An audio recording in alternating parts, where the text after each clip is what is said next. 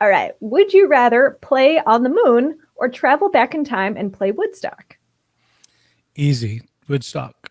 Why would you want to play on the moon? It's like for like a bunch of like what moon rocks? You're gonna play Say for that you did. Yeah, to say that you did. Right? And then you play a little golf after. I don't know. I don't know. Maybe I could do like some Pink Floyd songs and play on the dark side of the moon. But you know what? We just played Woodstock last year? Maybe it was the year before. We did a gig where Woodstock was at, and so they drove us to where the original Woodstock was in these golf carts because we played this amphitheater, and it was really interesting to see,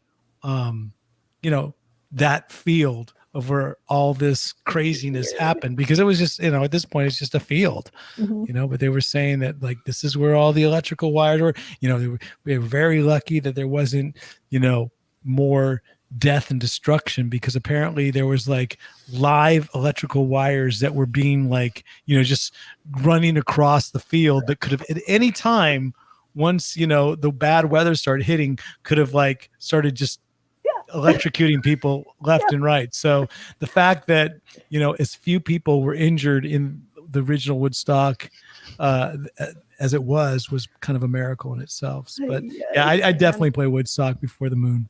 All right, Woodstock it is. All right, here's the next one. Would you rather play an entire set out of tune or play a set with the monitor half a beat behind? Oh God, I'm so sorry for asking. I'm so sorry. No, I think I've done both already. So it's kind of like, it's torturous one way or another. Because I do tend to say that I play a lot of wrong notes, but they're always in tune. So because I do love to be in tune, even if I make some mistakes during the set. So I guess I would have to play a set with a monitor half a beat behind, although it would be pretty, pretty grim. It wouldn't be as grim as playing out of tune, because I mean the look on my face when I'm handed a guitar out of tune, I don't think anyone wants to see that look, and I apologize in advance to my guitar tech. Before any tour starts, I always apologize to Warren, saying I'm sorry of the way I will probably react at least once or twice during this tour. And he looks at me, whatever, Roxie, because I do tend to get a little bit excited in the heat of the moment, which is I'm working on. I've been working on in the live sense. So there you go. Right. Play a set with a monitor half a beat behind. Fantastic. Cool. All right. Next one. Would you rather eat lutefisk with every meal or eat lingonberry with every meal? Oh, easy. Lingonberry. You got to eat lingonberry. I would actually, that's a choice. That's not a bad choice to have lingonberry every single meal. Great. It goes with everything. What is it? Okay, put it this way. Yeah, lingonberry is it's basically like a high-class strawberry jam. And it kind of goes with everything, because it goes with meatballs as it goes with pancakes. Yeah. All right. So in the sense that lingonberry goes with everything, lutefisk goes with nothing. Yeah, lutefisk is horrific in my opinion. But lingonberry, I can absolutely eat with anything. Okay. The only thing that could be worse than lutefisk is this thing called strömming, which is basically rotted fish in a can that I think they rot it, so it's and then they can it, and then it just gets the more rotten it gets. Apparently, like when you open the can, you're usually going to heave if you've never had it. If you're not, I guess it's such an acquired taste that if you basically open the can, it can make you hurl. Oh, so cute. So that's so that I wouldn't want every meal either. So lingonberry. What are your thoughts about licorice? Since I know it's kind of a staple. Yeah, I hate black licorice. Can't licorice. Yeah, isn't that what they call it? Licorice. Sure. Yeah. Licorice. Yep. Yeah, I'm not a guy. Never been any sort of people like red vines. Coop is a big red vine guy. He loves the red vines. He'll go to a movie and just like buy a whole thing of red vine licorice and popcorn with extra butter and salt. And that's his diet, folks. That's what makes him so healthy. I don't know. He really is like the picture of health. When you see him on stage, he's like healthiest looking guy, and who would have thought? It's red vines and buttered popcorn. But yeah, I've never been a licorice guy one way or another. But oddly enough, I love what's Sambuca. I think Sambuca and what's the other stuff from Greece? I think it's called it's kind of a licorice flavored anise. There's oh my god, the one with that gives you the green cherry. Oh, it's a Greek. Absinthe? What? Yeah, absinthe is Is it okay? The only time I really drank absinthe was with Marilyn Manson back when we did a tour with Marilyn Manson. He would drink absinthe every day amongst a bunch of other stuff. But he had some really high grade absinthe. I think he got his from Romania or somewhere, Transylvania. As you do. Yeah. Okay. But it was actually quite good. One of my least favorite drinks on the planet, and of course my husband is the one in the comments that brought this up, but Malort, which is Swedish liqueur. And it is, if you live in Chicago, it is a rite of passage that you have to drink a shot of Malort when you arrive. It's horrific. And of course my husband loves it. I don't know about, but it was ouzo that I was thinking about, the ouzo. Other drink that that has that sort of licorice feel. I don't mind ouzo. I don't mind Sambuca. But yeah, this Malort Malort sounds like a bunch of malarkey. All right. Here's the next one. Would you rather play only with a distortion pedal or only with a wah pedal? Only with the distortion. Easy. Yeah, there's too many.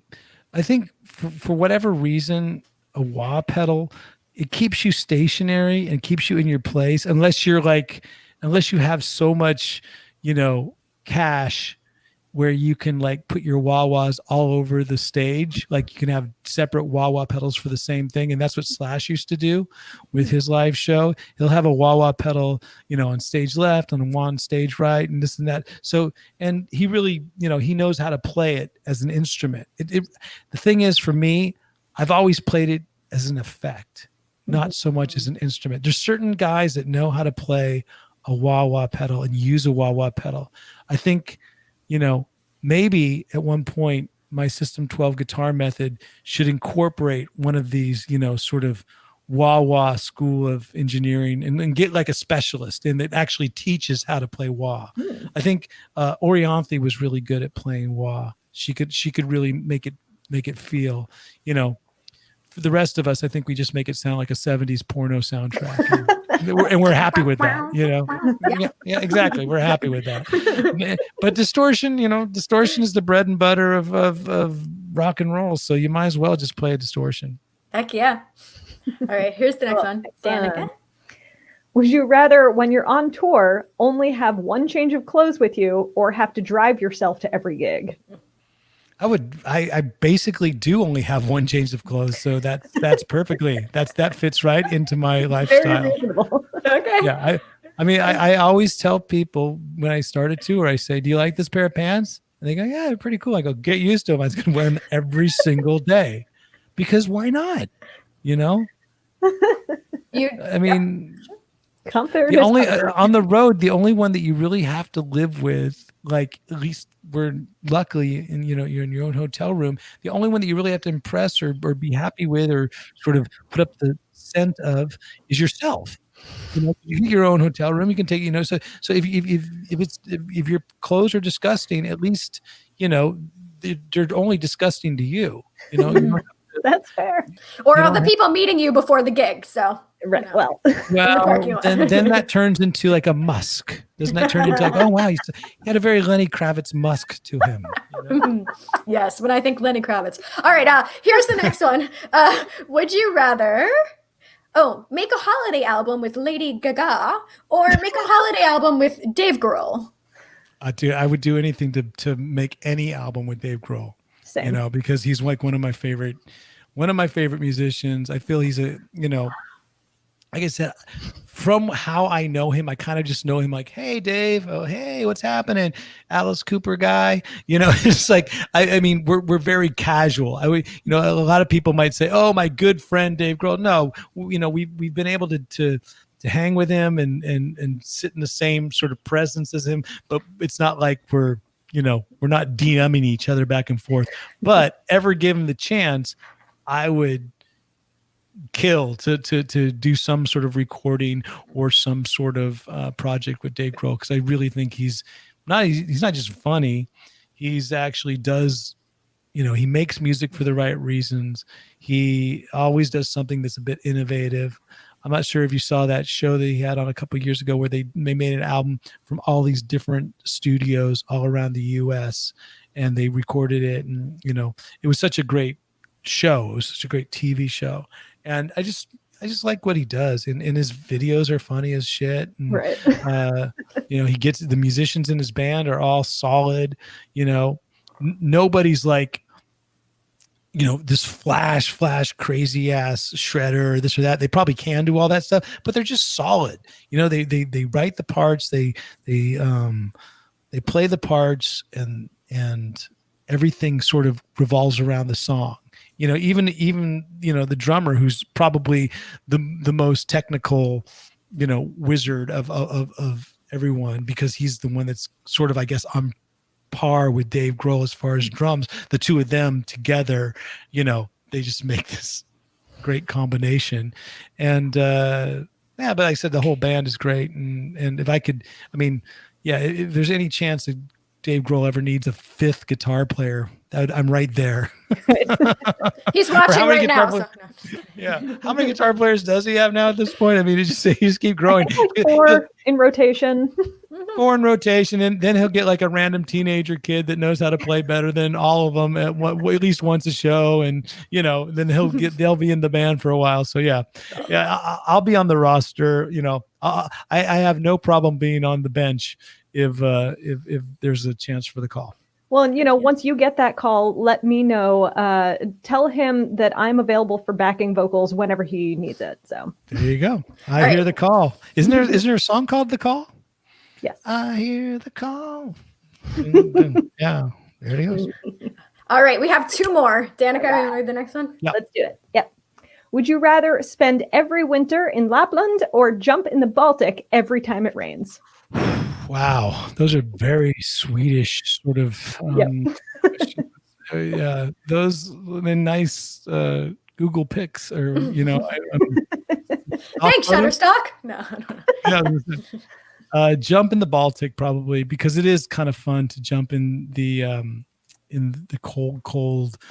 It's really refreshing. It does give you it gives you a little bit of a cool like energy boost when you jump into the Baltic or jump into any sort of any pool in Sweden is freezing like that. So, I've never been in a heated pool in Sweden. So just know that I don't think those exist. So, even the sort of public pools are a little bit cold, So yeah. And I'm done with the winters in Lapland. I'm from California. Again, my wife, Cape Town. We're looking forward to the sun, When we retire, it won't be Florida. It'll be even farther south. I was going to say, I'm in Miami. It's sunny-ish today. I don't know. All right. So here's the final one. Would you rather put your head in the guillotine or wear the Franken outfit?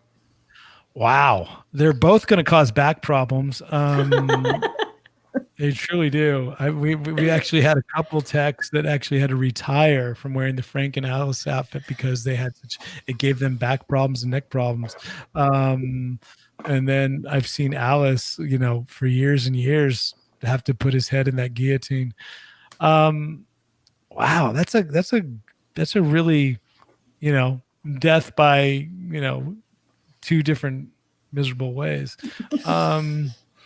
I suppose the Franken Alice would be fun because I've never been in that outfit, and I would love to go in it, during the show, because you could be someone else. And there's a few people that could actually pull it off as great as Kyler Clark. I'm giving Kyler Clark full name drop recognition for the Franken Alice sort of.